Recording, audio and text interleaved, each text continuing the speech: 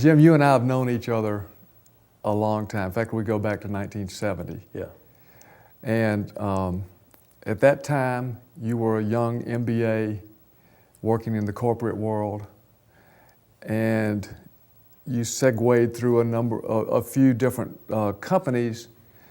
And I know that in the early 80s, you discovered an approach to helping groups that were really struggling with problems that seemed impossible to get past that point and to break through and achieve results beyond anything they ever imagined. And that method has come to be called dynamic facilitation.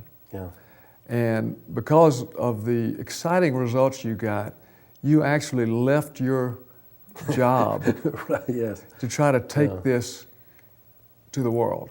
And since then, you've made your living conducting seminars in dynamic facilitation. That's right. And I know there are people all over the world now that are catching on and are very excited about dynamic facilitation. But we're here today to talk about society's breakthrough. And that breakthrough for you is in the form of an amendment to the Constitution. And I'd like to know how you made that transition, not a transition because you still do dynamic facilitation, but how did a constitutional amendment idea arise out of your background?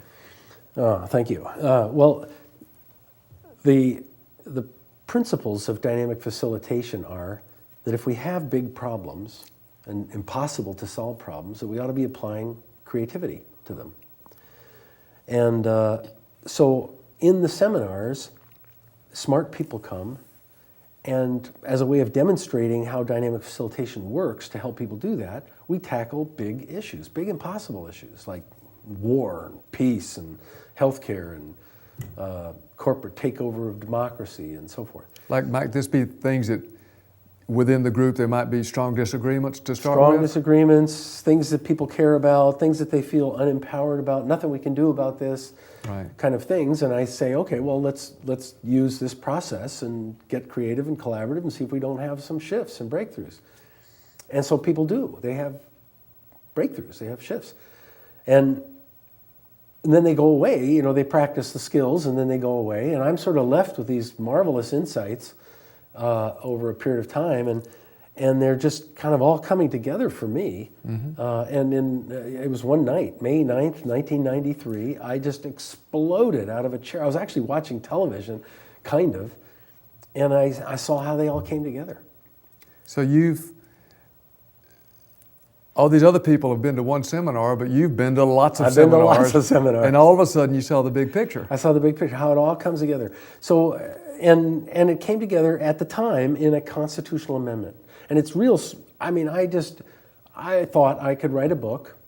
I thought I would tell people. I flew to Washington, D.C. I just thought I'd tell people, and they'd say, thanks, Jim. We really appreciate this. We'll take it from here, you know.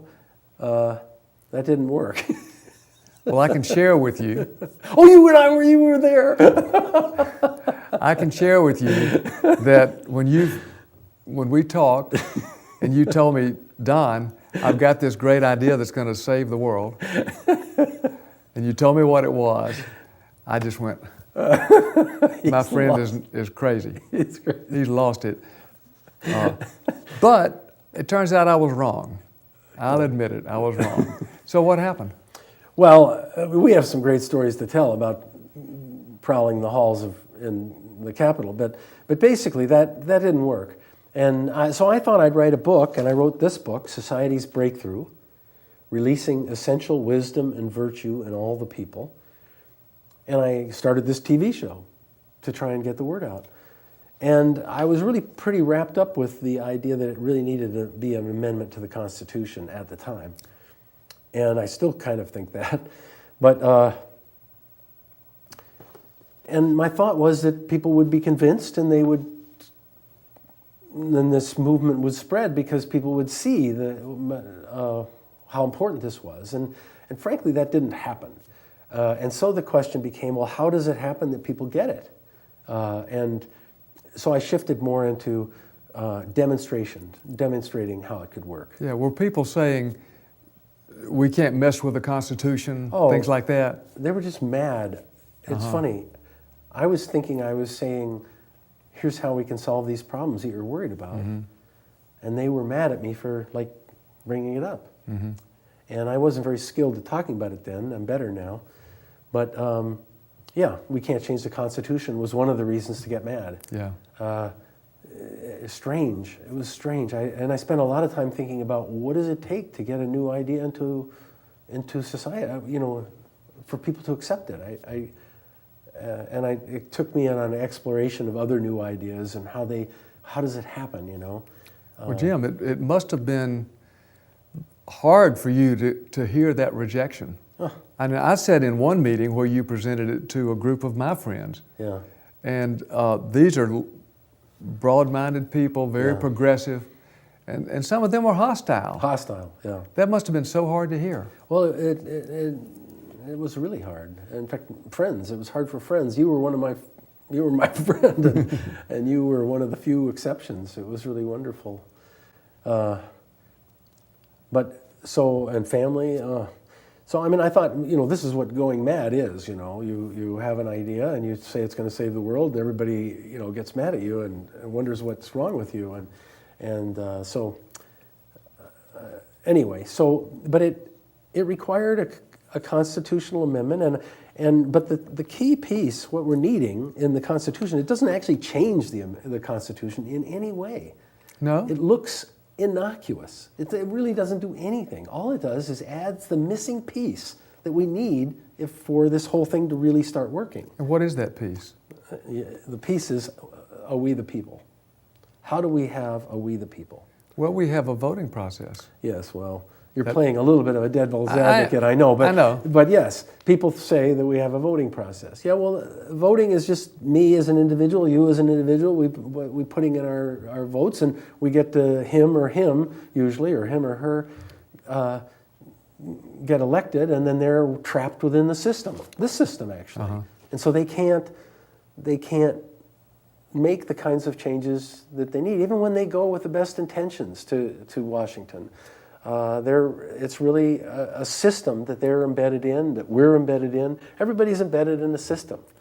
And how do we call time out and come together and say, well, is this kind of what we want to be doing? Is this how we want to proceed collectively? How do we make choices? So you're suggesting that we have this system, but there's something that's not allowing the system to work the way it's supposed to. Well, yeah, really the system, any system you set up 200 years ago is going to be a little out of date today. And we have, part of the system is to have an amendment process, but it's very limited. You can't really, and you're always stuck with the Constitution being in charge. There's no we the people. And the founders assumed there would be a we the people. They assumed that, they'd have another constitutional convention and another one, and they just assumed there would be more constitutional conventions and that there would be this ongoing we the people that would be really in charge. And it never dawned on them that the Constitution would just stay in charge and that you and I would get born into that system thinking it was life. That forgetting that we are actually a people here that should be in charge of the Constitution, we the people. So how do we get that we the people? Well, this amendment, that's all it does, and it's very simple. It just, you randomly select. I've in my book I thought once a year, but now once every 4 months, say, there's a random selection of 12 people. From what population? Voter registration roll. Okay. Over the country? Over the country. Voter registration roll. And you also should do it for the state of Washington and certainly California, because they're going to go off a cliff here. Yeah, the state of California. So in other words, this same process could be done statewide? It's totally scalable. Local? Locally, absolutely. The county, I've been working on our county for a long time. But the amendment has to do with national. The amendment has to do with national, and the thing about the amendment is that is the ultimate system. Because if you do it just in the county and just in the state, you haven't changed the paradigm of how we collectively think and talk and work together. So you're still with this box that's in charge. So how do we actually remember that we're in charge? And that really requires a national, and it really should be a constitutional amendment. So I thought that, but the constitutional amendment just absolutely turned people off. So I thought, well, maybe how do we do these experiments to show let me the ask, importance? let me ask you this. Now, when did you publish your book, Society's Breakthrough? 2002. 2002, that's 8 years ago. Yeah. And in that book, you presented a constitutional amendment Yes. to establish a wisdom council. Yes. And we don't have one now. So you didn't get a lot of support. I thought it would. I didn't get a lot of support. Yeah. So But- what have we learned about wisdom councils in the meantime? Well, we've learned a lot. One is the main thing is they work. It works. We've done it in companies. We've done it in schools. We've done experiments. I shouldn't say we've done it. We've done experiments in schools, in companies, in cities, in the country. In the state of Vorarlberg, in the country of Austria, has it going like in 5 or 6 cities right now. And there's an when's the last government agency you know of that went to their governor and asked for a pay cut because they thought this idea was so important they need to get it into cities outside of their jurisdiction? The answer is never. So anyway, that's what's happening with the 7-person department. Can you Austria. give me, just describe one of these experiments? And you said it was successful. So in what happened and how was it successful? Okay, well, I'll describe the first one we did, and it was in the Rogue Valley of Oregon, and we randomly selected. I guess we were aiming for 12. I think we randomly selected 17, and 7 walked in the door. But it's harder because it was just us saying, "Hey, would you come give up your weekend?" You know, it wasn't. So you got you and your wife and a few people. other people. It wasn't the doing this. mayor. Or the county commissioners are hanging out. We didn't have an official backing. It was just some citizens in the community of Ashland and Medford that wanted to try it. So anyway, we did it with just the 7, and they came up with, and we had about 100 people show up for the community meeting when they presented their unanimous views. And it was really, we had TV cameras. We were really fortunate. We had TV cameras. A guy, and there's a video of it. There's a documentary on the web that you can watch called Democracy in America, created by Joseph McCormick, who later went on to found Reuniting America. But in this process, the group presented their conclusions, which I won't even get into right now because the audience of 100 basically got so excited about the process. They said, "My gosh, this is how we should be doing democracy." And we really are in charge, aren't we? And they went and continued. We only did one experiment, and they continued to change the charter of the town of Ashland, Oregon. They continued to meet and be excited about being empowered. So there was a result. It didn't have anything to do with our one-time event of the Wisdom Council, but the Wisdom Council should, of course, be ongoing. Well, let me just interject that I've seen the video of that particular group that did the Wisdom Council should be ongoing. So this was a one-time thing you did. One-time thing. And I've seen a video of the report of that group, and it's really illuminating. Because in this group, you've got several people that are obviously successful professional people. You've got some blue-collar people and you've got an unemployed person, and you've got a mentally impaired person. And they present what they came up with, what they recommend. But and I don't remember what they recommended, but what I'll never forget is the enthusiasm which they, as a group, presented those statements. They were united. It was just exciting to see. It was exciting to see. And what they said was, they chose the issue. The Wisdom Council chooses the issue. They're random. and they're unanimous. Those three features make that a legitimate symbol of we the people. Nobody gave them the issue, they chose it. So they're not expected to be a significant random sample, No. statistically from the population. Right. Uh-huh. They're just a symbol. But they're a legitimate symbol because they chose the issue. They're random, purely random, as much as we can make it, and they're unanimous. And they spoke with one voice. And basically what they said in the main were simplistic things, but it was like, hey, we're educating our children. We're not educating our children. Our priorities are crazy. Why aren't we educating our children? Why are we putting our priorities here? And why aren't we holding our legislators responsible? I mean, it was kind of that sense. But it wasn't with a whine. It was with a, like I'm making, and it was just kind of a, this is what we need to do. Right. This is what we need to do. Yes, I agree. And the whole audience was saying, yes, this is what we need to do. And we all know this. And everybody kind of, when they speak unanimously into the group basically turns their chairs and they talk. And they say, yeah, of course we need to do that. It's the whole room, the whole populace, the whole we the people, all of us saying, yes, well, of course we need to do that. And then you randomly select the next time. And if people can stay aware of what the last group did, then it moves forward. And it's just a conversation that keeps going, that over time articulates what everybody, the articulations are what pretty much most all of us feel. And one thing I noticed in watching the presentation of that Wisdom Council group is that at no point would you have said that this person has a hidden agenda or this person is trying to, get a certain political slant to things. Yeah. These people were speaking from the heart. Absolutely. All of them.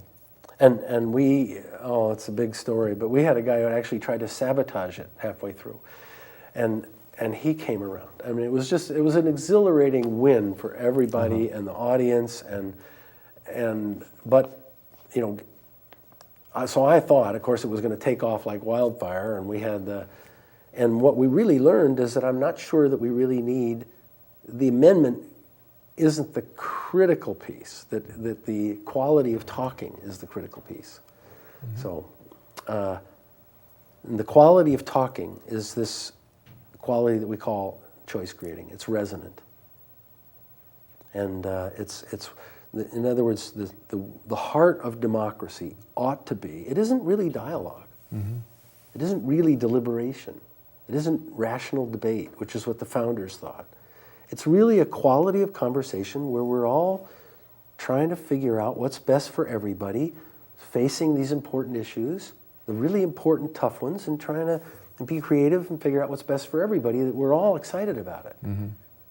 And when people engage in that way and present it to an audience and tell them kind of the story of what they got to, that was another thing we learned, telling the story is important. And the whole audience says, yeah, I think so too. So it's like, if we could do that, just get it going in an ongoing way, then maybe we could have everybody be paying attention without the amendment. Yeah. But even on a national basis. But it turns out that it's harder than that, and the amendment would be the fast-track way to get that to happen, and it makes it really legitimate. Now you've got a real legitimate symbol of we the people. Well, Jim, let me ask you this. Now, I admit, I know a lot more about this than the question might indicate, but okay, so you've got a group of, 12 people? Yes, 12 Okay, people. 12 people taken randomly from the country. Yes. Our country is diverse. Yes. So wouldn't it be better to have representatives of different groups, like make sure you have an African American and make sure you have a Hispanic, make sure you have a certain number of women and men? Yeah, For balance, isn't that a good? What's wrong with that? It's a really common question, actually. But you don't get the quality of choice creating when anybody's representing or feels like they're representing. Why is that? Because choice creating, you need to be authentic. You just need to be speaking for yourself as a person. So that's a critical factor. The other, we need just normal people talking authentically and symbolize. And when they do this, it's a different ball game. We're not in the old political game where we have to have that representation. We're trying to include the blacks even if they don't happen to be in the group. We're trying to include, if we got all women, we're still trying to include the men. It's not that political win-lose conversation that we're after.